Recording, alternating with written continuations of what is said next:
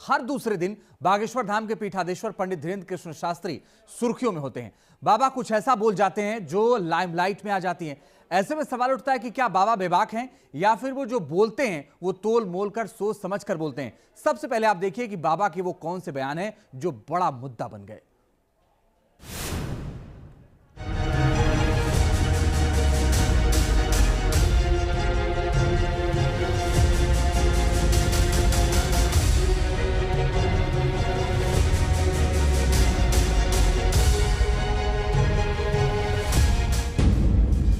हिंदू राष्ट्र की हुंकार, छिड़ गया पॉलिटिकल वार। तुम में अगर दम है, शक्ति है, तुम में अगर हिंदुत्व है तो इन धर्म विरोधियों के खिलाफ एकजुट होकर लड़ना शुरू कर दो। बहुत जल्द समय आने वाला है कि भारत हिंदू राष्ट्र होने वाला है। साईं पर बोले बाबा, देश भर में हो गया विरोध। हमारे धर्म के शंकराचार्य जी ने साईं बाबा को देवताओं का स्थान नहीं दिया।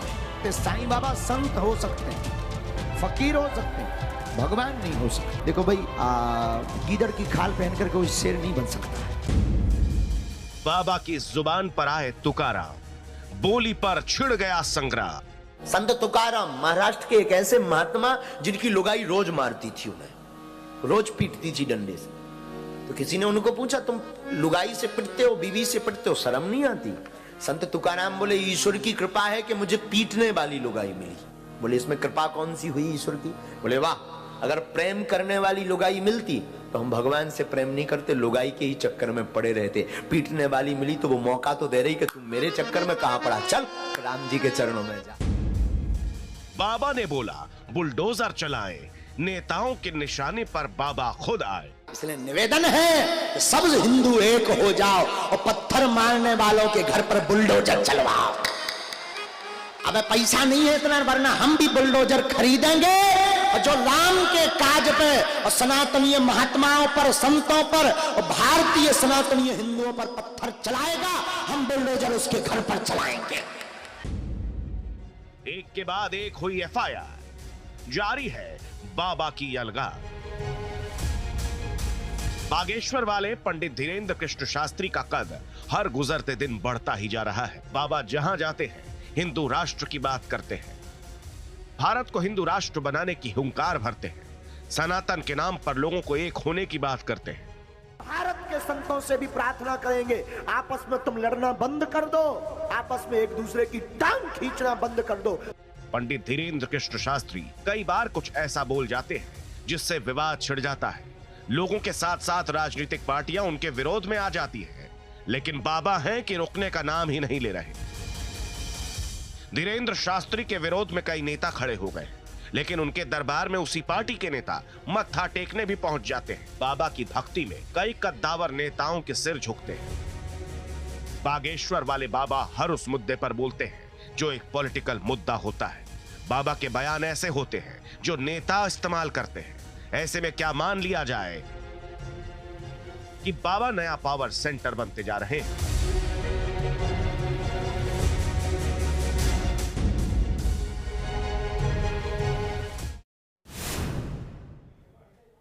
बागेश्वर बाबा जो कहते हैं वो हेडलाइंस बन जाती हैं। उनकी एक आवाज पर लोगों का हुजूम खड़ा हो जाता है। बाबा के नाम पर पॉलिटिकल वॉर शुरू हो जाता है। बाबा को लेकर जो माहौल तैयार हो रहा है उससे तो यह लग रहा है कि बाबा नया पावर सेंटर बनते जा रहे हैं।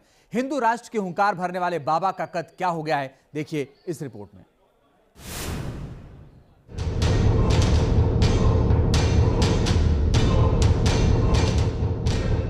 बहुत जल्द समय आने वाला है कि भारत हिंदू राष्ट्र होने वाला है।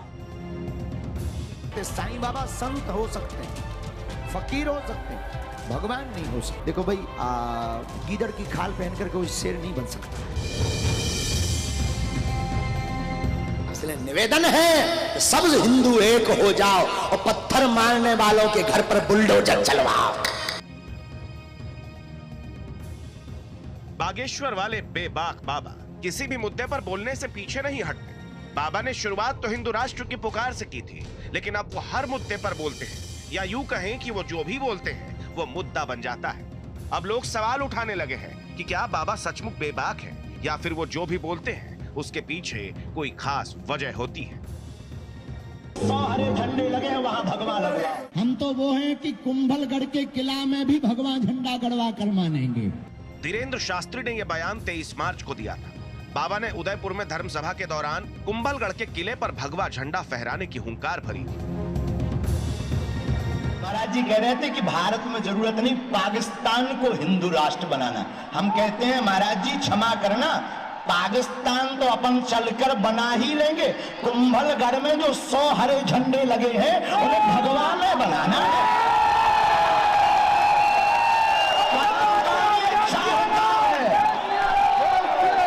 जो 100 हरे झंडे कुंभलगढ़ के किला में अंदर लगे लहरा रहे, ये हरों का देश नहीं है, ये भगवा मयों का देश है। ऐसा तुम नहीं कर पाए तो तुम बुजदिल हो, तुम डूब मरो। तुम्हारे रहते कोई हरा झंडा फहरा दे। महाराणा प्रताप के किला में, बप्पा रावल के किला में, मीराबाई की भूमि में, महारानी हाड़ी की इस धरा में कोई हरा झंडा फहरा दे। ये राम का झंडा फहराना चाहिए। बाबा बोलते जा रहे थे और धर्म संसद में जमा हुई भीड़ उनकी हर बात पर तालियां बजा रही थी। बाबा के बयान के बाद लोग कितने जोश में थे, आप खुद देख लीजिए। डरते वो हैं जो बुजदिल होते हैं, हम तो वो हैं कि कुंभलगढ़ के किला में भी भगवा झंडा गड़वा कर मानेंगे। और तुम चाहते हो वहां भगवा झंडा गड़े? चाहते हो? क्या ये बात सही है? सही है ना? तो काय चुप बैठे कक्का हरो है? तुम्हें ऊंट बसा रहा हो का? तो काहे चुप बैठे हो? काऊ ने कसम रखी का तुम्हें? कब जागोगे? कब जागोगे? कब जागोगे? बाबा के इस बयान के बाद उनके खिलाफ एफआईआर दर्ज हुई। बाबा पर भड़काऊ भाषण देने का आरोप लगा था। बाबा पर भीड़ को उकसाने का आरोप लगा था। बाबा के इस बयान के बाद 5 युवक भगवा झंडा लेकर तो कुंभलगढ़ के किले की तरफ कूच कर गए थे, लेकिन इन सभी युवकों को हिरासत में ले लिया गया था। लेकिन किसे पता था कि बाबा के इस बयान का असर क्या होगा। तस्वीरें शुक्रवार की और जगह है कुंभलगढ़ का किला। राजस्थान के राजसमंद जिले में स्थित कुंभलगढ़ किले को अजयगढ़ भी कहा जाता है, क्योंकि इस किले पर कोई विजय प्राप्त नहीं कर पाया था। हनुमान जयंती पर सैकड़ों युवा हाथ में भगवा झंडा लिए हुए यहां पहुंच गए। किले की दीवार पर बड़ी संख्या में भगवा झंडे लगाए गए। युवा शोभा यात्रा के रूप में वहां पहुंचे थे और इस दौरान बड़ी संख्या में पुलिस बल भी तैनात रही।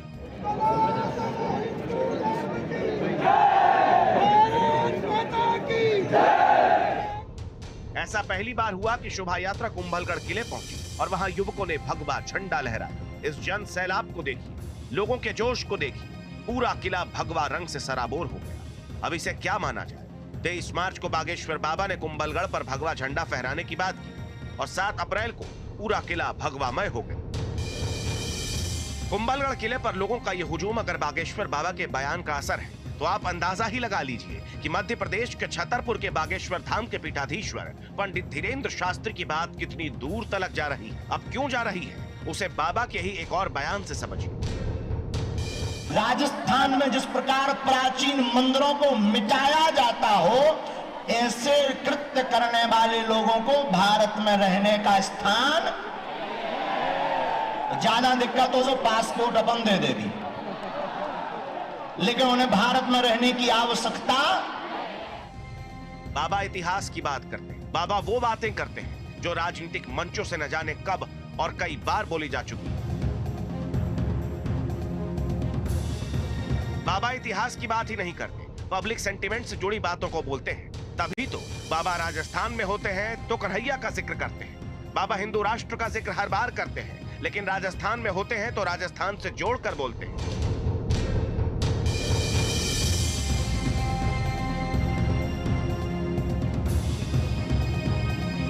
भारत को हिंदू राष्ट्र कब बनाओगे? कब? अगर कोई विरोध करेगा तो? अगर कोई तुमको धमकी देगा तो क्या डर जाओगे? अगर कहेगा कि तुम्हें हम मिटा देंगे तो क्या डर जाओगे?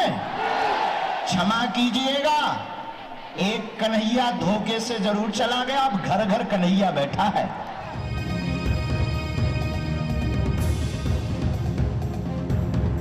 बाबा तो पहले भी बोलते थे, लेकिन उनके सोशल मीडिया अकाउंट्स के मुताबिक बात करें 4 साल पहले वो पब्लिक फोरम में आए, लेकिन अचानक ऐसा क्या हो गया कि बाबा इतना चर्चा में आए? अचानक ऐसी क्या कृपा बरसी कि आज पूरा देश उन्हें जानता है? अब बाबा के सुर्खियों में आने के फैक्टर चाहे जो भी हो, इतना तो तय है कि बाबा का कद आज इतना बड़ा हो गया है कि बाबा एक नए पावर सेंटर के तौर पर उभर कर सामने आए हैं। Team news nation. बाबा का कद जिस हिसाब से बढ़ रहा है उससे तो ये तय है कि बाबा की फॉलोइंग करोड़ों में हो गई है। ऐसे में बाबा कई लोगों के लिए काफी महत्वपूर्ण हो गए हैं। बाबा के बढ़ते कद को देखते हुए उन्हें राजनीति से भी जोड़ा जा रहा है। आपको दिखाते हैं कि बाबा की बातें, बाबा के बोल कैसे चुनाव पर असर डाल सकते हैं। दीन दुखी के तारनहारे हैं बाबा सन्यासी। मध्य प्रदेश में बागेश्वर धाम, छत्तीसगढ़ में बाबा की धूम और राजस्थान में धर्म संसद से हुंकार। मध्य प्रदेश के छतरपुर में धीरेन्द्र शास्त्री का बागेश्वर धाम है। पूरे एमपी में बाबा के दरबारों का आयोजन होता है। एमपी में बाबा का भयंकर क्रेज है। एमपी से सटे छत्तीसगढ़ में भी बाबा की धूम है। छत्तीसगढ़ में बागेश्वर धाम के लाखों भक्त हैं। बाबा की हर एक बात मानने वाले उनके फॉलोअर्स हैं। इसके बाद राजस्थान के उदयपुर में धर्म संसद में बाबा का पहुंचना, वहां मंच से बाबा की हुंकार और इसका कथित असर ऐसा कि हजारों लोगों का हुजूम खड़ा हो गया। ये वो 3 राज्य हैं जहां बाबा हाल फिलहाल में काफी एक्टिव है। इन तीनों राज्यों में बाबा की फॉलोइंग लाखों में है और एक इत्तेफाक ये भी है कि इन्हीं राज्यों में इस साल विधानसभा चुनाव है। अब आपको एक इत्तेफाक और बताते हैं।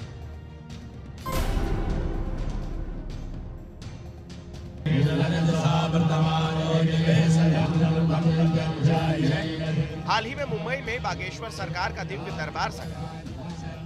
मुंबई में बागेश्वर बालाजी के नए मंदिर का भूमि पूजन भी किया गया। लेकिन इन सब के बीच बाबा के दरबार को लेकर खूब राजनीति। आयोजन बीजेपी नेता ने करवाया और विरोध में कांग्रेस और एनसीपी के कुछ नेता उतरा। माना जा रहा है कि बाबा के इस दरबार का 24 में महाराष्ट्र विधानसभा चुनाव पर असर पड़ सकता है। बाबा का यह दरबार तो हो गया, बाबा वापस एमपी आ गए, लेकिन बाबा और महाराष्ट्र का नाता नहीं छूटा। बाबा ने इस बीच साईं पर एक विवादित बयान दे दिया।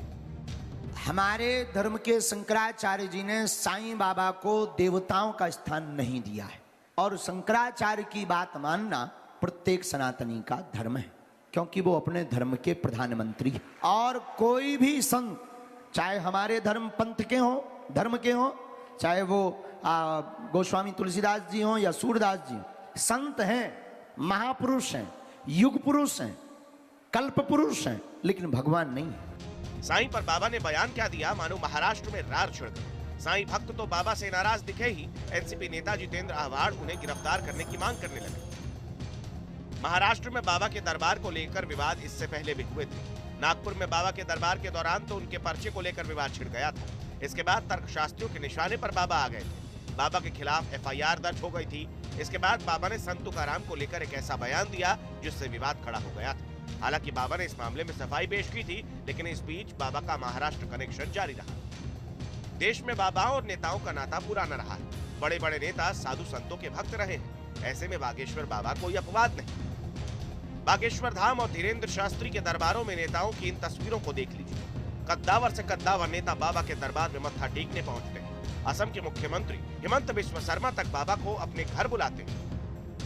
बाबा का कद बीते चंद महीनों में बहुत ज्यादा बढ़ गया है। बाबा बुलडोजर की बातें करते हैं, हिंदू राष्ट्र की हुंकार भरते हैं। आज कथा में वचन लेकर जाओ, मर जाएंगे पर अपने धर्म के अलावा किसी जगह नहीं झुकेंगे, नहीं झुकेंगे, नहीं झुकेंगे। बाबा की जुबान पर पाकिस्तान का भी जिक्र आता है। बाबा राम राम भी करते हैं।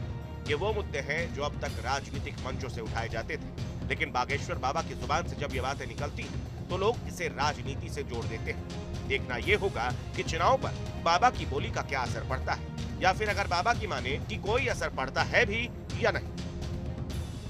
Team news nation. एक छोटा सा ब्रेक ले रहे हैं, थोड़े से इंतजार के बाद फौरन वापस लौटेंगे।